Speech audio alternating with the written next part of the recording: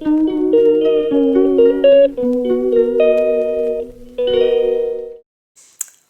up, guys? Hello friends, naughty, hello besties.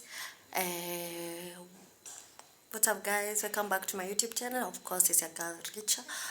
Guys, I'm doing this video. Nasema pore pore. I want to prank my husband. Nataka kumprank that his food is disgusting. So, nataka kufanya haraka haraka ni set camera. Tufanye nini? Tuchukue video tuone venye to get his reaction. Please stay tuned. No. Acha tuonane. Zimeiva? Ugali imeiva? Oh, so ni mboga? Sawa. I'm very hungry. Sawa.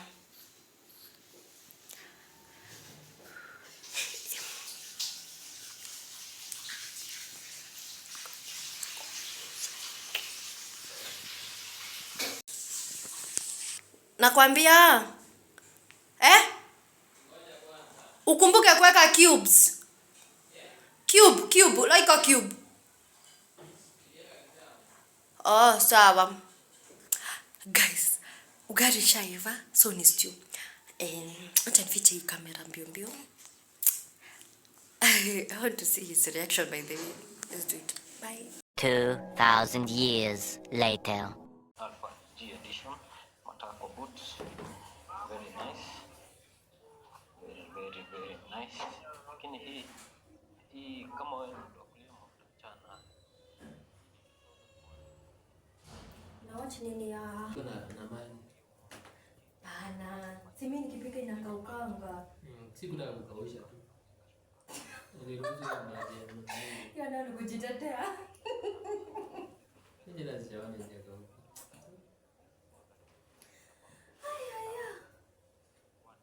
Cannot. Hii sasa ni ile ulikuwa unapikanga tukipatana, ndio? Nini? Hivi. Ndio ndio afadhali. Ndio kusema tukipatana nilikuwa napika mayai hivi. Rodori kwanza maji. Prepare. Look at me. I'm from the top of Mount Kenya where dhufu is part of us. Is everything. Is everything. Ai Jehova. Nalikufunza tabia mbaya. Lakini ndio kila kitu ukifanya wrong unaiprofessing ni mimi. Leo gani? As for now nataka kusema kwanza let me give you marks baby. Usichange. Exactly. Kwa nasikia kitu. Si ni kuona tu amweke head verse speed. Aya. Which is the most profitable family? Option offers its own set of opportunities and challenges. So let's explore them together in a friendly, easy to understand way. If you are looking for a low-cost way to invest your savings and generate a fast, steady income, consider starting a small-scale chicken operation. Chickens require very little capital to begin with. A few dollars can cover the cost of purchasing chicks and setting up a basic coop. Once your flock is established, you can earn income either through egg production or by raising chickens for meat. For instance, if you decide to raise broilers, you'll have market-ready meat in as little as 6 to 8 weeks. Alternatively, choosing layers means you'll start receiving eggs at around 5 months of age. 6 weeks Now, if you consider goats, the situation changes a bit. Goats are wonderful animals, but they come with higher initial costs. Not only do you have to purchase healthy goats, but you also need to invest in secure goats to save on space. But for a sustainable business, having enough room for them to roam free is best. Pig farming falls somewhere in between the two. Starting a pig farm requires a decent initial investment. Think about buying piglets and building a comfortable, well-ventilated pigsty. While this may cost more than setting up a chicken coop, it's generally less expensive than establishing a goat farm. Pigs have a rapid growth cycle too, usually reaching slaughter weight in around 5 to 7 months. This relatively quick turnaround can mean faster profits if everything is managed well. Another important factor to consider is space.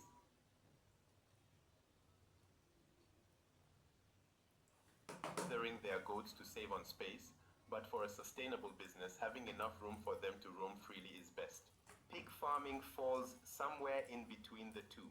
Starting a pig farm requires a decent initial investment. Think about buying piglets and building a comfortable, well-ventilated pigsty. While this may cost more than setting up a chicken coop, it's generally less expensive than establishing a goat farm.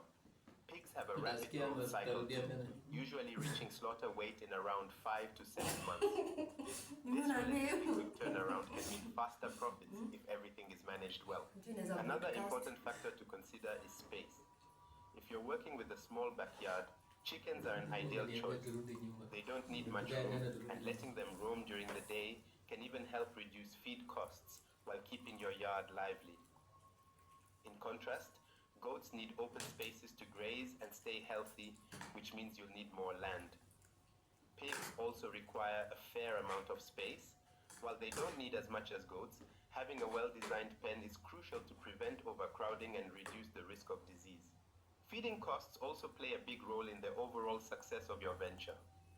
Chickens mostly rely on commercial feeds, and while these can add up over time, you can always let them free range to pick up insects or even share some food scraps to ease the expense.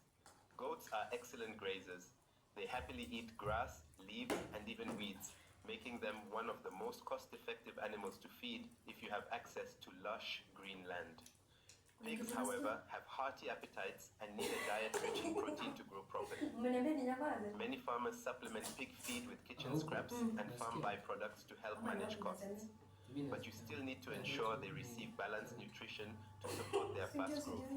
When you consider the various aspects of managing your farm, one critical factor to weigh is the risk of disease and how they can impact your operations. For instance, a significant challenge for African swine fever, ASF.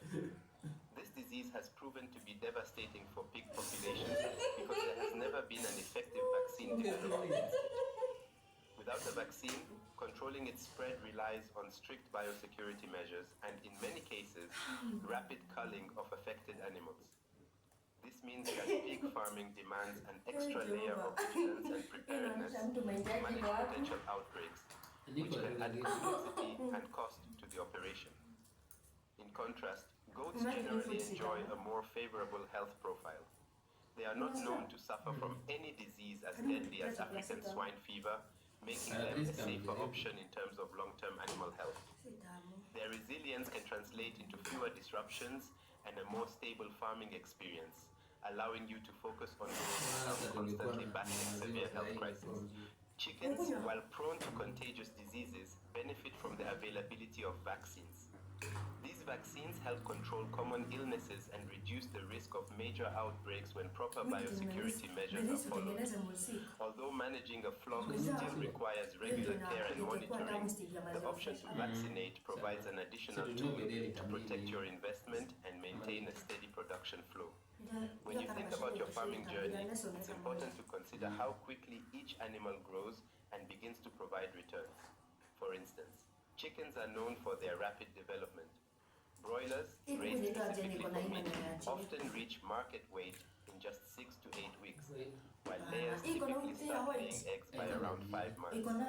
This speedy turnaround means you can start seeing returns on your investment much sooner than with other animals. In contrast, goats take a bit longer to mature. Generally, you might need to wait over a year before a goat grows large enough to offer significant benefits, whether through meat or milk production. Their slower growth cycle requires a more patient long-term approach. Pigs, meanwhile, fall somewhere in between. They usually reach a marketable size in 5 to 7 months, striking a balance between the quick growth of chickens and the more extended development period of goats. The way the market values these animals also plays a big role in your decision. Chickens have broad appeal. Most people enjoy eggs and chicken meat, so there's a steady demand. However, because many farmers choose chickens, increased competition can sometimes push prices down, affecting your profit margins.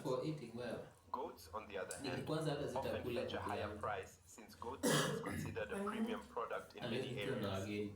Pork also holds a robust market as it is a staple in many households. Still, it's important to remember that Magula has a cultural, stroke. religious, or dietary Si preferences moja. in certain regions can influence Moja. how well pork sells. It's not about When you're kukula thinking moja. about It's about managing a business. small farm, Now, are it's you important to thinking of consider the daily replacement? routines and the amount of time each animal needs. Ukitaka nyama For unanunua example, outside. chickens Ama require uamue regular attention throughout the day. ukule maybe once These lively in a birds month. need to be fed and watered at least twice daily, and their coops must be kept clean to prevent Mister, diseases. I'm not You need to going to maintain do strict that. biosecurity In fact, measures mimi and nataka monitor the kulala flock kuku closely kila to wiki. catch any signs of illness as early as possible. Goats, on the other hand, tend to have a more relaxed Acha routine. pesa zinipate wewe. If your grazing area is securely fenced, you won't need to watch them as closely every single day. Once in a week. Anyway, it's However, very nice. they still Niliona require care during critical niliona periods, mwingine like killing was it season yesterday? or when it's time for deworming and hoof That trimming, was so bad. to ensure they remain healthy. Nadhani Pigs fall somewhere in between. They need a structured daily routine that includes consistent feeding, thorough cleaning of their pens, strict biosecurity practices, and diligent health checks to keep them thriving. Beyond the daily tasks, you also have to think about how your farming venture can grow over time. With chickens, you can often start small and gradually build up your flock. However, as you add more birds, the need for extra feed, more space, and improved facilities also increases, which can quickly stretch your resources. If you're working with local chicken breeds, they have the natural ability to multiply without you having to buy a whole new batch of day-old chicks. In fact, I've shared some of the best strategies for multiplying local chickens faster and effectively in a video linked in the description. Goats offer a unique advantage. A single sow can produce a litter of about 8 to 12 piglets more than once a year, meaning that with careful management, your pig farming operation, a moment to look at the financial side of your farming journey, you begin to see that it's not just about that initial thrill of starting something new. It's also about how well your investment can pay off over time. Think about raising chickens. They're known for their ability to produce quickly, which means you can start seeing a return in a relatively short period. Even though the profit on each bird might be small at first, you keep feeding new chicks and watching the flock grow. And that steady cycle can really add up. Every time you reinvest in your chickens, you're giving your farm the chance to expand bit by bit. And that steady growth can be incredibly motivating as you see more birds and more income coming your way. Now consider goats. They're a bit different when it comes to managing your money. Goats don't give you that immediate payoff like chickens might, but each goat can actually bring in a higher profit. People tend to see goat meat and milk as special, high-quality products, so they're willing to pay extra for them. This means that while you might wait a bit longer for your first returns, each goat can really boost your overall income. With goats, you also get the benefit of their natural ability to reproduce. Once your herd is healthy and thriving, their steady reproduction means you don't have to constantly buy new animals. That creates a sort of natural rhythm in your farming business that can lead to more consistent earnings. Then there are pigs, which offer another interesting balance. Pigs grow at a comfortable pace, and one of their great strengths is how quickly a sow can produce a litter of piglets. If you manage them well, this rapid reproduction can help your numbers grow fast, potentially leading to significant gains. But there's a catch.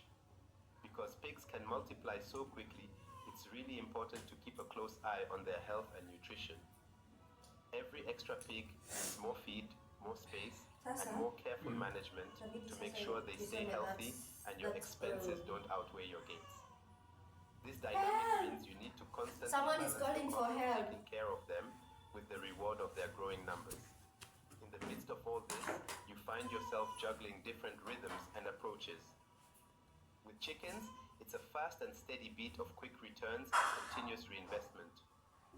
With goats, it's a slower, more deliberate pace that rewards patience with higher profits over time.